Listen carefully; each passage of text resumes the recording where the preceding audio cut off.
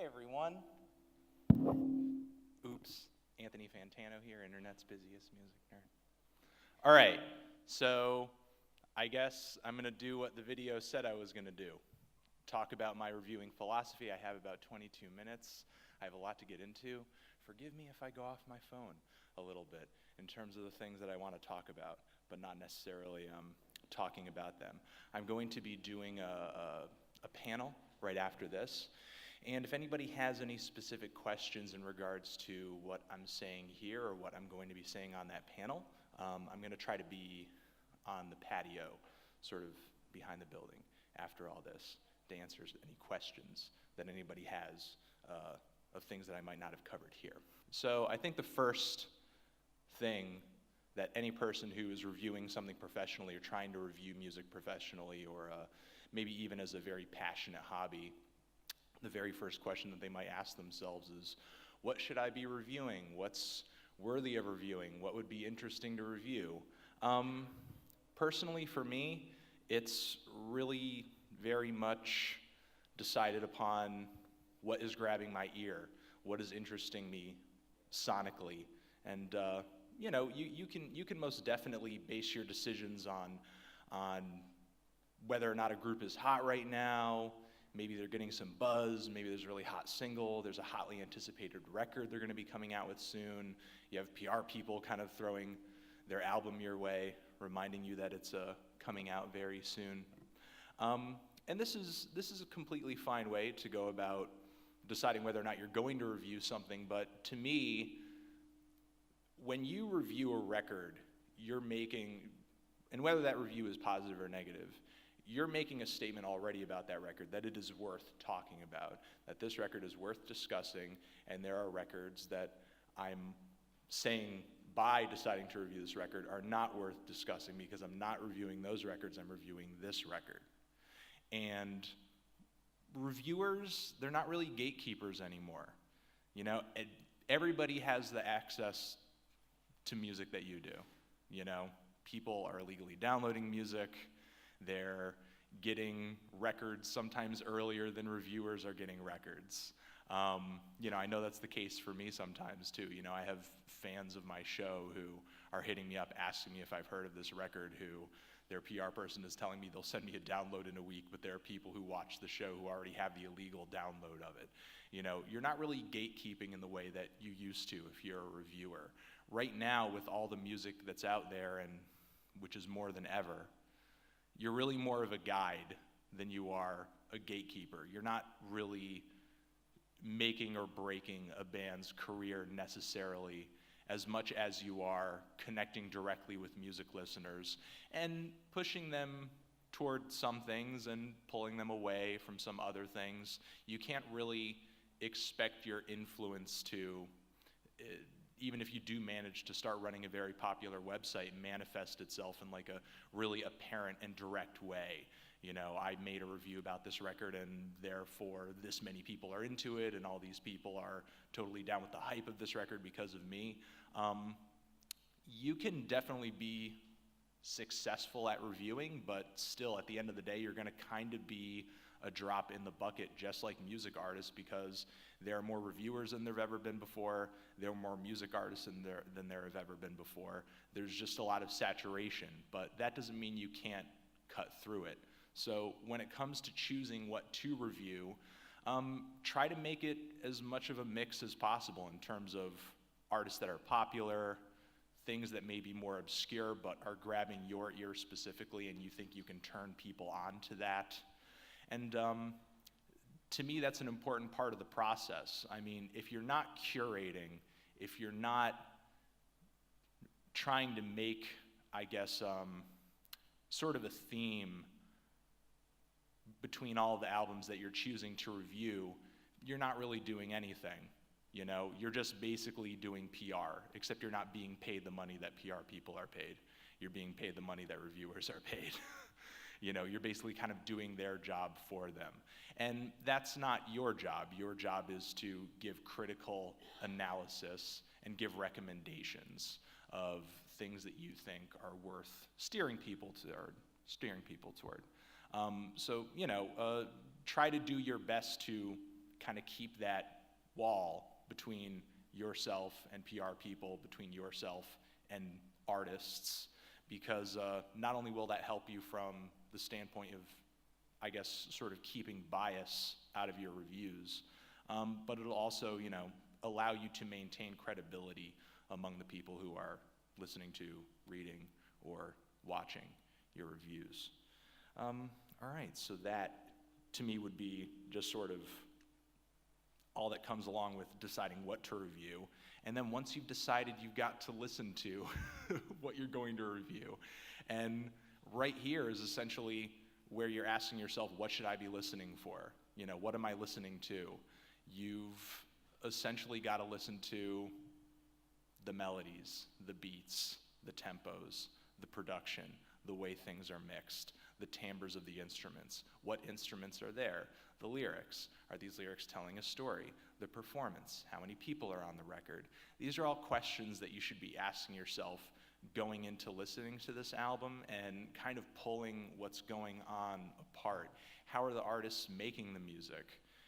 What's their style? Are there other artists who make similar music, and you can kind of analyze what they're doing and sort of come at this newer record in that direction?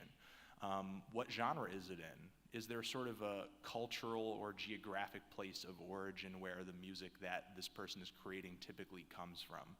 Music is one of the most mathematical of art forms, and when you're listening to a record, you're essentially being given the answers to all of the equations, and you're trying to essentially, when reviewing, when listening critically, work through that equation backwards and figure out all the numbers and all the quotients and all the what have you that goes into creating that answer.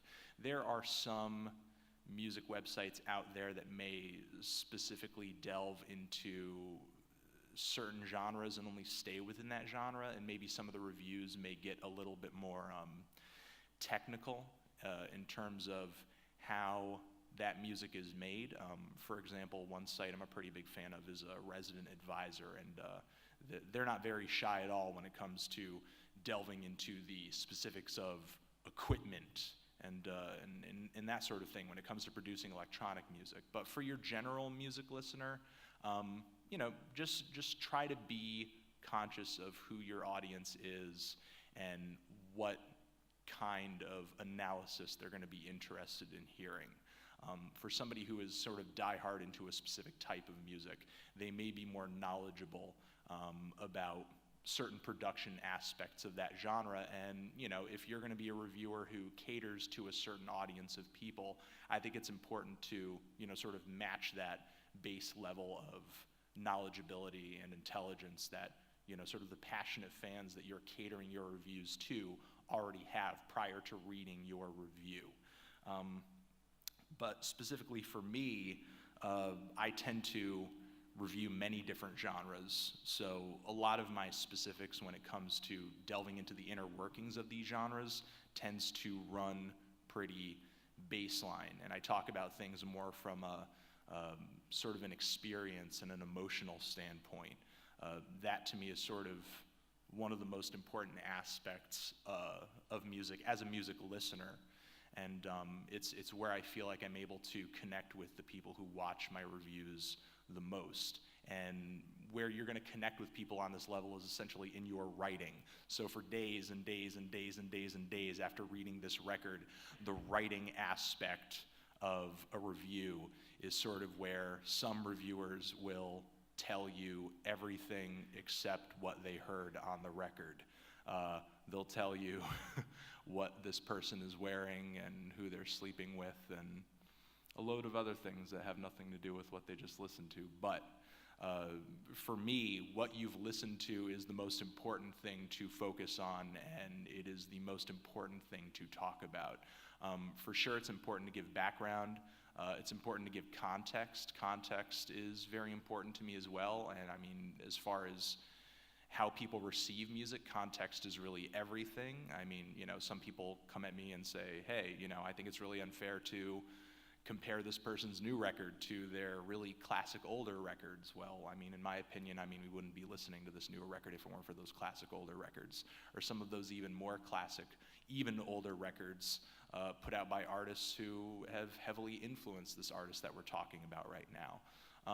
You know, obviously, you shouldn't hinge every opinion that you have on whether or not you feel like this newer record lives up to your favorite punk rock record from 1977, but I think giving musical and cultural context is really important. Again, because music is so deeply entwined with culture. It's not something that you can really separate from culture very easily, because it just impacts culture so much and is impacted by culture the same. So from there, with context, I feel like it's important to give a lot of those details that I just discussed when you're listening. What did you observe in the music? What stuck out to you? What to you were the most important highlights of the record?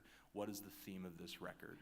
What are, I guess, the most important technical aspects to you? But as I was talking about experience before, the experience is also one of the most important things to discuss. What was your musical experience, and what do you think the musical experience of the viewer or the reader or the listener will be once they try the record out as well? And I feel like it's important to try to give as relatable a metaphor or an anecdote as possible.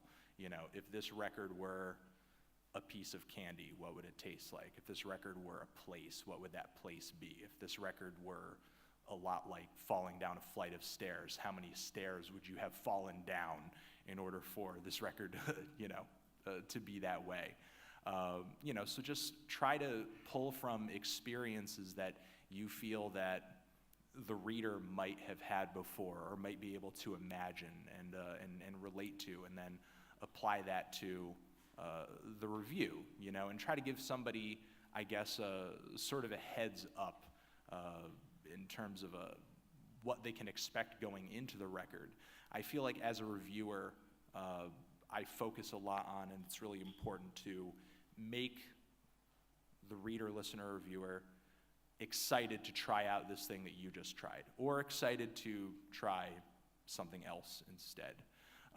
You're supposed to take whatever passion, whatever experience, whatever emotion that you had listening to this record and kind of instill it into the person who is kind of giving you their time, and to observe whatever your experience was with this album.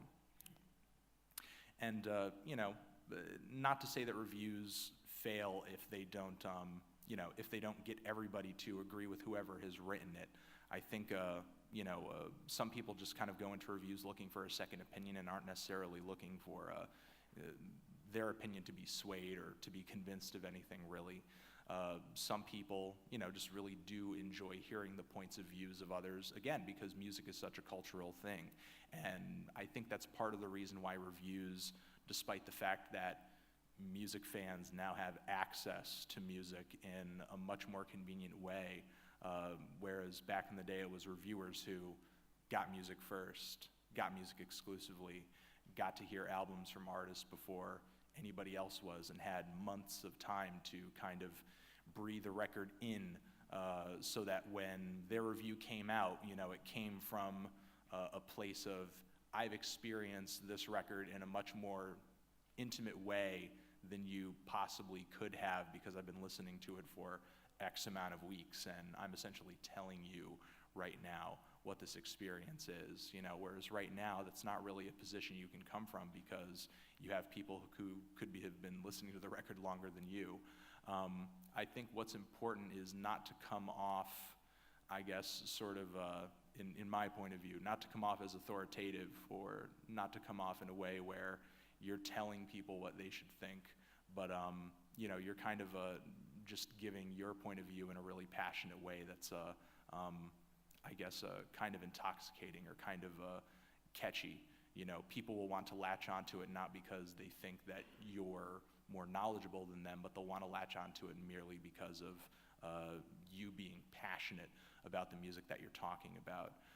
And to kind of go into the future of music reviews and why I feel like they continue to be relevant. Again, I think it all comes down to being a guide. There's more and more distractions out there right now with social media. People have, essentially computers in their pockets at pretty much every day, throughout the day. And so, music for a lot of people isn't really, I guess, sort of the high priority that it used to be. A lot of people aren't putting on records on their turntables or putting an album on in their iTunes and just sort of only listening to the album. That's something that I do, but I know that's not, a regular everyday occurrence for most people's daily routines. Music kind of sits in the background for a lot of people. Music is something to put on while you are doing something else, or it's something, whether that be you're working at home, or you're in your office, or you're doing some chores, or you're cooking for the family, or you're on your commute, whether it be on a bus and you've got some earbuds in, or you're in your car.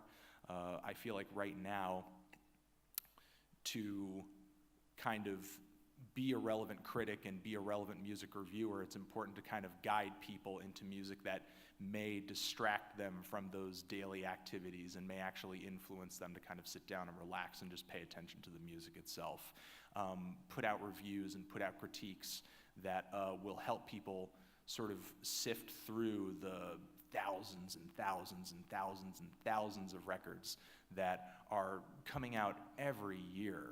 There's more music than ever right now, and I feel like the only thing that is really stopping people from being as, I guess, as obsessed with a single band as they used to be is because, somebody's really hyped now, and as soon as their album comes out, their hype just dies down immediately, and then we get another hype cycle from another artist, and it's just we're getting these constant waves of hype cycles over and over and over and over.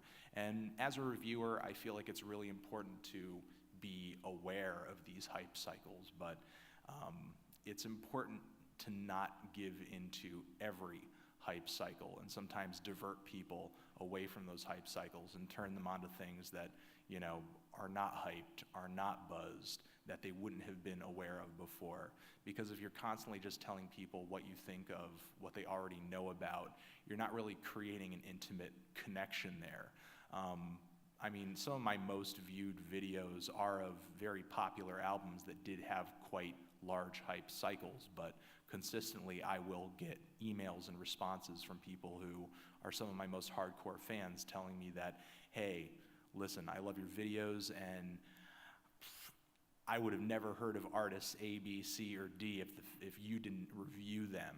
And the thing is, if you become that entry point for some really important and challenging and mind-blowing music for somebody, that's something that they remember. People don't forget where they hear things. In my experience, they tend to forget what they hear faster than where they heard it. And right now, even though I think we have a lot of value on whether bands are hyped, whether bands are popular, whether or not talking about a certain artist is going to throw a lot of traffic our way on our website, it's also really important to become sort of a personal music recommender or connoisseur to, just kind of be that friend that somebody has who, they know that they're really into records, and they know that they're really into music, and they know if they go to that person, they can get a solid recommendation. Or if they're looking for more music in a certain style, they can throw 5 records their way. I think the future of reviewing is going to be more in being able to effectively sift through all of this music and, become an efficient recommender of sorts. Because I don't know if anybody else has observed this year, but it seems to me that hype cycles are getting smaller and getting shorter. And I think it's going to get to a point possibly where maybe it's not even going to be worth it to obsess over and follow so closely every hype cycle that runs across your door, because it's just going to become so tiring and really so unfulfilling as well. it's going to be so much more, at least from my point of view, fulfilling to kind of dig deeper beyond what's, just hyped for a month and then forgotten about in a year, and find something that the people who are reading or listening to or watching your reviews are going to be listening to for years on end. And so from, I guess, sort of choosing what to review to what to observe and what to communicate to the reviewer, and finally what to, expect into the future with reviewing, or maybe sort of evolve your reviews into the future. I think that's everything that I have to say.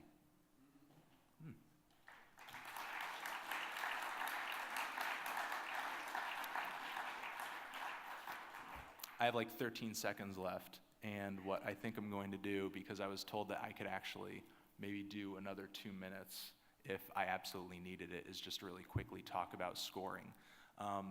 Whether or not to do it, I think scoring is a little bit of a crutch, not only for music listeners, but for music writers as well. It's a bit of a crutch of convenience. I do it myself, and that's partially because I also see that there are positives to these negatives too. I think it's important as music writers and as music listeners to, if you're going to be reading a review, actually look into why the album might have gotten that score. Actually read the critique that backs that score up. And I think it's also important that if you're going to be a music writer, don't just slap a score on something and then give absolutely no justification for it whatsoever.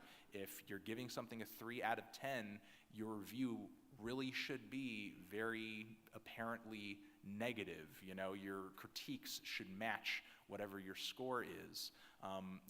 There's no reason to rely so heavily on the score, or to give readers or viewers the score right off the bat and sort of give them a distaste for the review as they go into reading it.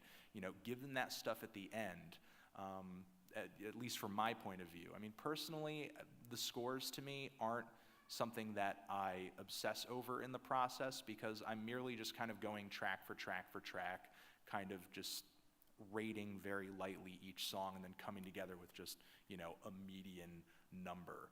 Like if I'm loving half the tracks, hating half the tracks, the score ends up reflecting that, just because I'm giving an overall average score on my feelings of each song individually, and then kind of observing how they might all work as a whole. Scoring, I don't think, is a bad thing in general or just in theory, but I think can hurt us and make us lazy writers and make us lazy listeners if we merely just think of the score as the be-all, end-all of communication when it comes to talking to other people about music, because the number can only really tell you so much in terms of the quality of the song and what have you. Really at the end of the day, I would rather much prefer that that people just sort of take the score as not like an objective sort of grade on a paper or anything like that, but merely just a reflection of my and other music critics' personal feelings on the album, because a number doesn't really reflect anything other than whether or not you like it or you dislike it. And I think anybody who is telling you otherwise is a liar. So, yeah, I think that's it. All right. Sorry for going overtime.